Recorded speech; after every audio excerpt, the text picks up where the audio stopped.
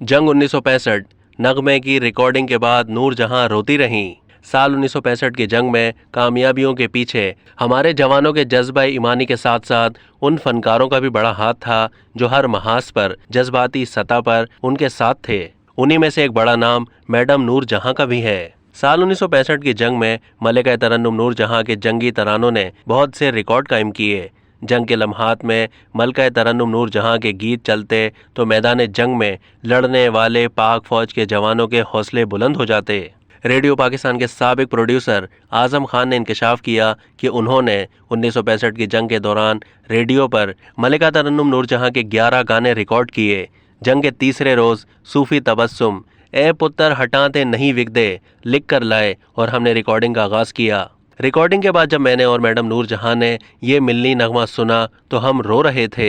उन्होंने कहा कि सन 65 की जंग के लिए रिकॉर्ड किए गए मिल्ली नगमों में ये सबसे बेहतरीन मिल्ली गीत साबित हुआ। आजम खान का बताना था कि दुश्मन के जहाज आने पर सायरन बजता तो सब लोग भागकर मोर्चों में चले जाते, मगर मैडम नूरजहां कहती काम बंद नहीं करना, मरेंगे तो यहीं मरेंगे।